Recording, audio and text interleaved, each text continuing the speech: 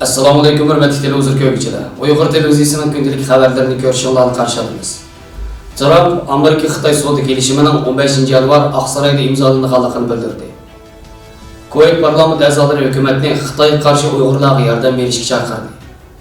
Liviyaga askar yo'llash qonun loyihasi Turkiya parlamentiga sunildi. Sog'lomlik haqida savat. Tuvanda dehqonlar xabarlarimizning tafsiliy mazmunlarida bo'lsin. Amerika prezidenti Donald Trump 31 dekabr kuni Twitterda uchur yo'llab, birinchi bosqichliq Amerika Xitoy savdo suhbatining 15 yanvar kuni Oqsaroyda imzolanganligini, kelishim imzolangandan keyin ikkinchi bosqichliq Amerika Xitoy savdo suhbati boshlaydiganligini bildirgan. Lekin Oqsaroydagi murosimga Xitoyning qaysi oliy darajalik rahbari qatnashadiganligi tilga olinmagan. Amerika taratqularida murosimga Xitoyning bosh savdo suhbat vakili, muavin Xitoy bosh ministri Liu Hening qatnashishi mumkinligi ilgari surilmoqda.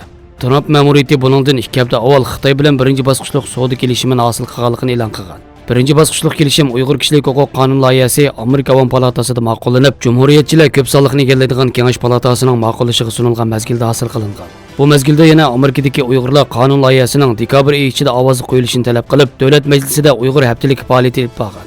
Lekin qonun loyihasi Kengash palatasining xizmat tartibi sababli dekabr oyi ichida ovoz qo'yilmagan. Savdo kelishimining Uyg'ur kishilik huquq qonun loyihasiga qanday ta'sir qiladiganligi ma'lum emas.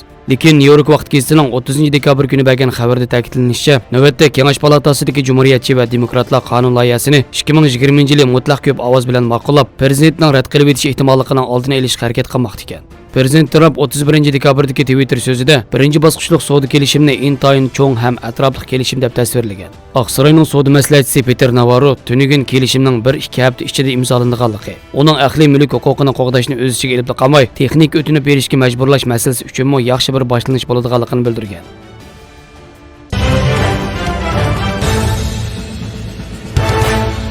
Kuveyt parlament a'zolari o'z hukumatini Sharq Turkiston va Hindistondagi musulmonlar uchrayotgan zulmni to'xtatish uchun harakatga o'tishga chaqirdi. 27 nafar parlament a'zosi imzo qo'ygan bir bayonotda Xitoyning sistemalik bostirish harakatlariga qarshi Uyg'ur musulmonlari bilan ittifoqlashish ta'kidlangan. Xitoyning Sharq Turkistonda yig'ib olish lageri qurib, 3 milliondan ortiq Uyg'ur va boshqa turkiy millatlarni xohlagancha tutqun qilishi va xo'rlashi Amerika boshchiligidagi g'arb davlatlarining va kishilik huquq tashkilotlarining ayblashiga uchrayotgan bo'lsa-mu, musulmon dunyosida buningga qarshi sadolar germaniyalik turk futbol cho'lpini Mas'ud O'zilning 13 dekabr Twitter hisobida uchur yo'llab, Xitoyning Sharq Turkistondagi zulmini va musulmon dunyosining buningga sukut qilishini tanqid qilishi bilan ko'tarilishga boshlagan. Shuning bilan birga Kuveyt parlament a'zolari Hindistonda yaqindan bo'lgan musulmonlarga qo'yilgan cheklamalarga qarshi andishlarini bildirgan. Hindistonda yaqinda o'zgartirish kirgizilgan grajdanlik qonunida Afg'oniston, Bengal va Pokistondan kelgan ko'chmanlardan musulmonlardan boshqalarga grajdanlik huquqi berish kafolatga ega qilingan bo'lib, buningga qarshi namoyishlar o'zliksiz davomlashmoqda. Faoliyatchilar bu qonunning kamsitish xarakteriga ega ekanligi va Hindiston musulmonlarini huquqidan mahrum qilishni maqsad qilganligiga qarshi andishlarini o'tirib qo'ymoqda.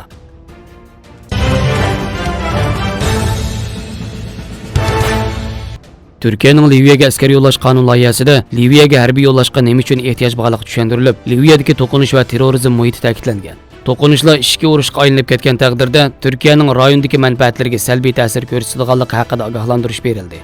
Qonun taklifida Turkiya askarlarining Liviyadagi vazifasining doirasi va chek-chegaralarining Cumhur raislik tarafidan belgilanganligi ta'kidlandi. Turkiya armiyasining 1 yillik muddat bilan Liviyaga yo'llanish uchun vazifa o'tash ruxsati berilishi talab qilindi. Qonun loyihasiga asoslanganda Turkiya askarlarining Liviyadagi vazifalari tovandikicha. 1. Turkiya armiyasi Liviyada muntazam armiya qurilishi uchun kerakli ta'lim-tarbiya va maslahatchilik xizmatida bo'ladi. 2. Turkiyaning davlat manfaatiga zid ahvollarga duch kelganda kerakli tadbirlarni oladi. 3.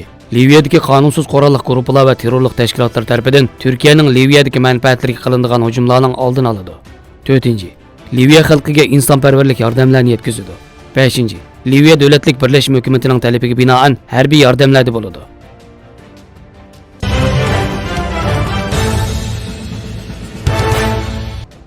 Uyg'urlar uzoq asrlik ishlab chiqarish va turmush faoliyatlarida o'xshamagan sharoit kelimat va turmush odatlari bo'yicha o'ziga xos oziqliq andisasini shakllantirib, hamda bu oziqlarni turlarga, tabiatga va ma'lum shaklga ayirib, o'zlari yoqtirgan xil kagini bo'yicha iste'mol qilgan.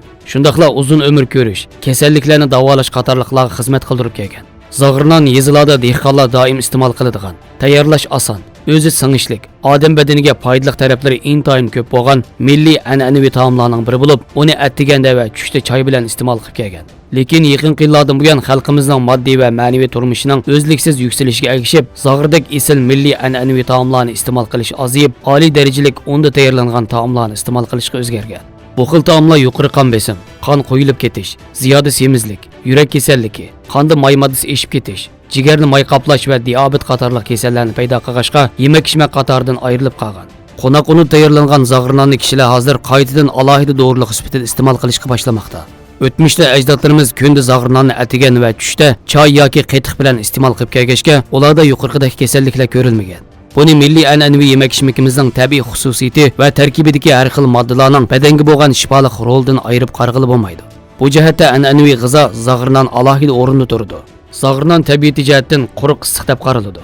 Zag'irnonning oshqozon, uchayni oziqlantirish va uchay harakatini tezlatish, badanning har qaysi o'rinlaridagi qon tomirlarini kengaytirish, qon aylanishini yaxshilash, qondagi maylarni parchalash, suydikni haydab börekning yukini yengillatib, rakning oldini olish va taraqqiyotini tizginlash, cho'ng taratni ravonlashtirish, badanni oziqlantirib, energiya bilan ta'minlash, badandagi o'llikni quritish, har qaysi to'qilma a'zolarga quvvat hosil qilish, qondagi mayni eritib, jigar xizmatini yaxshilash, ishtihoni ichish qatorliq xususiyatlarga ega.